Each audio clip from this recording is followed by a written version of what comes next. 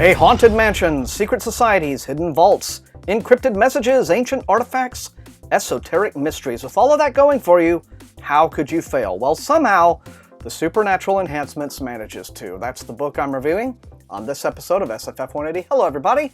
Thank you once again for joining me. Thomas here, as always, and this review is part of my Halloween 2014 celebration.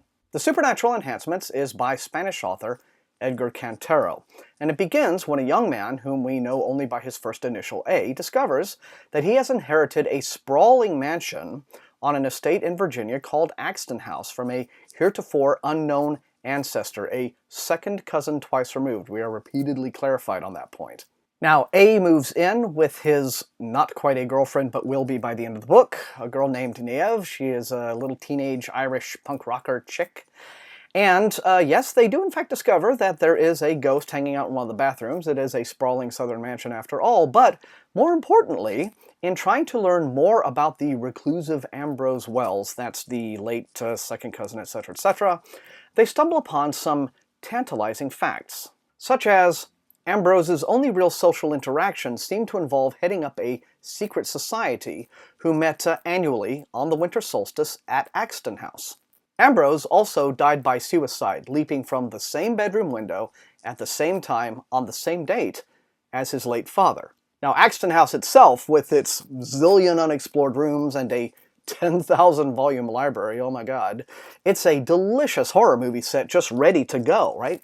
It even has its own hedge maze in what is a fairly unsubtle reference to Stanley Kubrick's film version of The Shining. Cantero throws in a lot of that kind of thing. There's lots of little bits of fan service in here for the horror crowd, where he name checks not only, classic writers in the field and that sort of thing, but, of course, also The X-Files.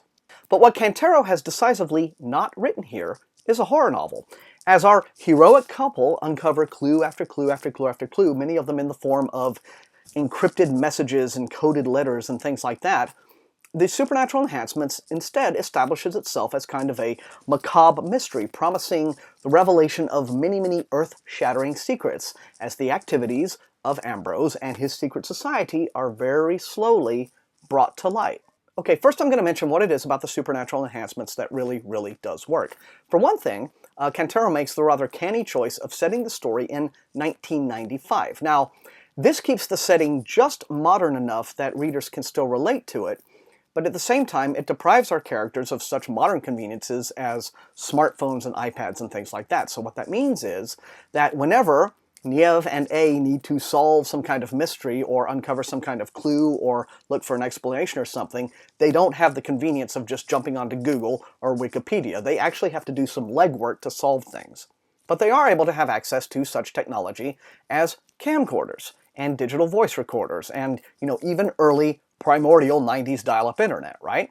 What this allows Cantero to do is tell his story not with the usual third-person omniscient narrator, but instead as kind of the literary equivalent of a found footage film. So the narrative spins out as a series of diary entries and transcriptions of video and audio recordings and letters and even like receipts from stores and things like that. No, it never completely avoids its gimmicky nature, but Cantero uses it well, and the story flows smoothly despite all of these transitions between sources.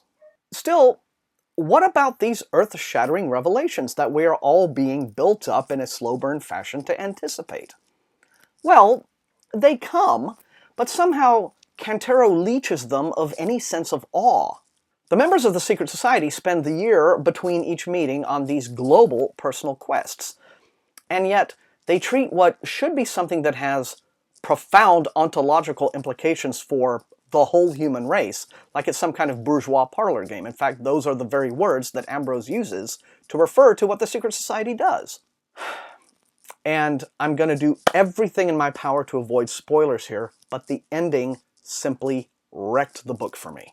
Because instead of trusting his genuinely intriguing premise to carry the story through to its climax, Cantero suddenly, in the last 30 or so pages, throws in a bunch of cliché Hollywood gun-toting bad guys who literally feel like they've been ported over from some Jason Statham movie, and instead of intriguing revelations and things that engage us intellectually and awe us, No, we just get violence and mayhem and exploitation of our emotional responses. It's really as if, after spending hundreds of pages drawing us in with codes and ciphers and hidden vaults in dusky, cobwebby old rooms, Cantero simply could not figure out an ending rooted in those concepts and instead just said, screw it, I'll do this. Even our resident ghost just turns out to be a plot device whose only purpose in the story is to rescue one character at a crucial moment when rescue otherwise seems hopeless. The most disappointing books I ever read are never the ones that are clearly trash from the outset. Life would be so much easier if bad books were obviously bad right from page 1. It would save a hell of a lot of time. No, the most disappointing books are the ones that do so well for so much of their length, only to completely fail to stick the landing, and they leave you sitting there going, why? Why? It was all going so well. Why? Yeah.